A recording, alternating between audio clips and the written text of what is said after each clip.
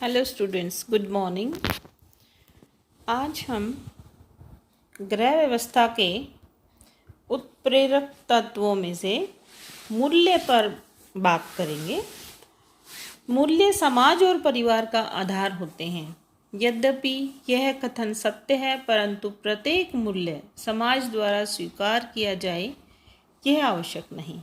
सभी मूल्यों को समान रूप से ग्राह्यता प्राप्त हो या वो स्वीकार हो यह भी आवश्यक नहीं। प्रत्येक समाज, संस्कृति, समुदाय में भिन्नता होती है जो उनके मूल्यों में भी दृष्टिगत होती है। अतः जिन मूल्यों को समाज की स्वीकृति प्राप्त हो जाती है उन्हें स्वीकृत या सकारात्मक मूल्य कहा जाता है, एवं जो मूल्य समाज द्वारा अस्वीकृत कर दिए जाते हैं उन्हें नकारात्मक मूल्य कहते हैं, जिससे टकराव की स्थिति उत्पन्न होती है। अंतर्राज्यीय विवाह इसका एक उदाहरण है।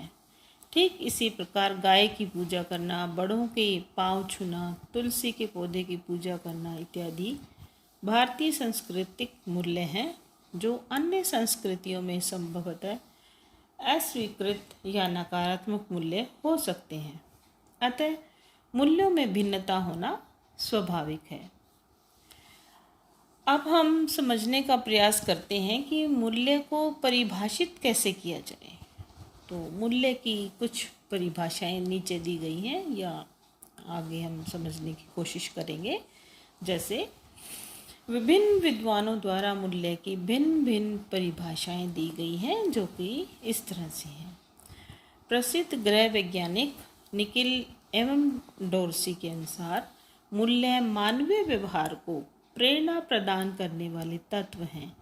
यह न्याय करने, व्याख्या करने और विश्लेषण करने हेतु आधार प्रदान करते हैं तथा विभिन्न विकल्पों के मध्य बुद्धिमत्तापूर्ण चयन को संभव बनाते हैं।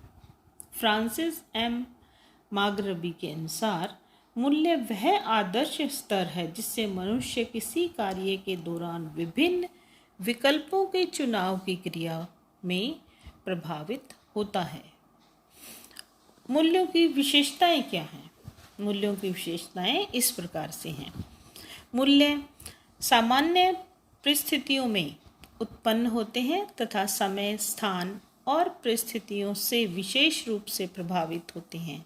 एक कामकाजी स्त्री का पत्नी, माँ और कर्मचारी के रूप में समाज में विभिन्न स्थानों में अलग अलग मूल्य होता है। यही विभिन्न मूल्य उसके उत्तरदायित्वों का निर्धारण करते हैं।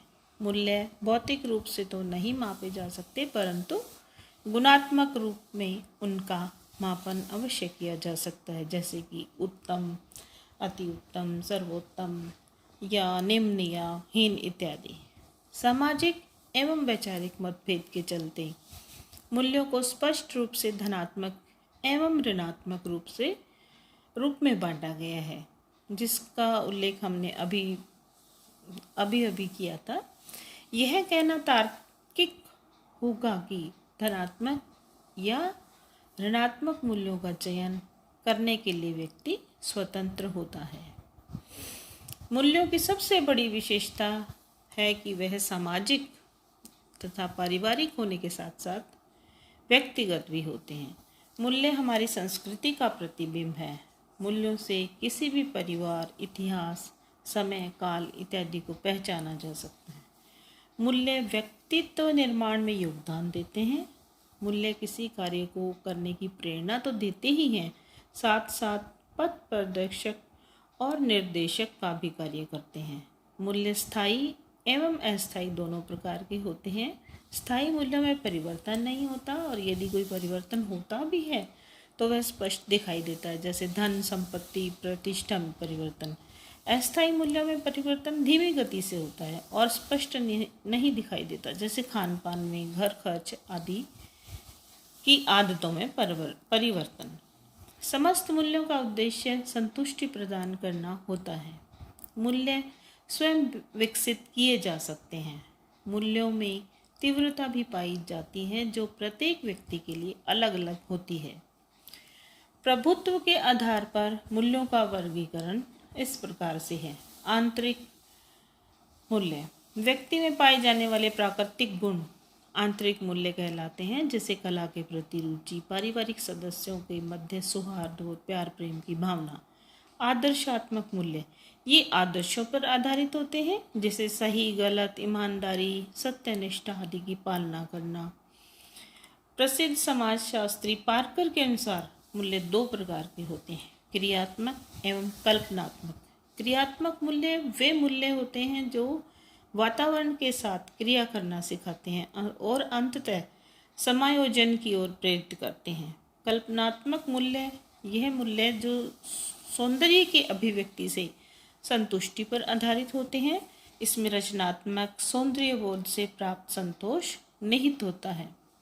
समाजशास्त्री प्रोफेसर T.S. नायडू के अनुसार भारतीय संस्कृति एवं परिवेश को दृष्टिगत रखते हुए जीवन मूल्यों को 6 भागों में बांटा गया है, जैसे कि शारीरिक मूल्य, मनोवैज्ञानिक, आर्थिक, सामाजिक, दार्शनिक एवं आध्यात्मिक।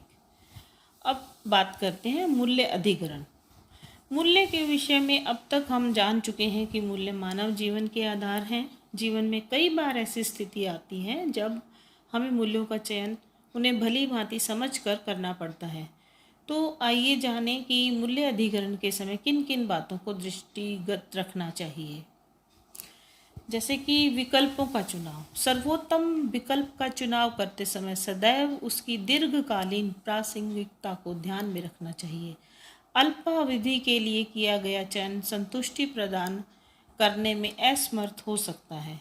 व्यक्तिगत स्वतंत्रता। मूल्यों के चयन का सर्वाधिक प्रभाव उस व्यक्ति पर ही पड़ता है जिसने उस विशेष मूल्य को चुना है। इस तथ्य को ध्यान में रखकर कि व्यक्ति किसी भी मूल्य का चयन करने के लिए स्वतंत्र है, बिना दबाव के मूल्य का चयन किया जाना चाहिए। मूल्यों का समर्थन। स्वयं द्वारा सोच समझ कर चुने गए मूल्यों का समर्थन व्यक्ति को स्वयं करना होता है, तभी व्यक्ति का स्वयं पर विश्वास बनता है। मूल्यों का निष्पादन। मूल्यों का चयन मात्र ही सफलता की गारंटी नहीं होता है, मूल्यों का क्रियान्वयन भी अवश्य किया जाना चाहिए। व्यक्ति के व्यवहार एवं कार्य में मूल्य के दर्शन हो जाते हैं। तो इस प्रकार से हमने ग्रह व्यवस्था के उत्प्रेरक तत्व मूल्य को विस्तार पूर्वक समझा और जाना, और किस प्रकार से हमारे मूल्य हमारे जीवन में महत्वपूर्ण होते हैं, इस बात को हमने समझा। आशा करती हूँ सभी को इसकी सारगर्भिता समझ आ गई होगी। Thank you.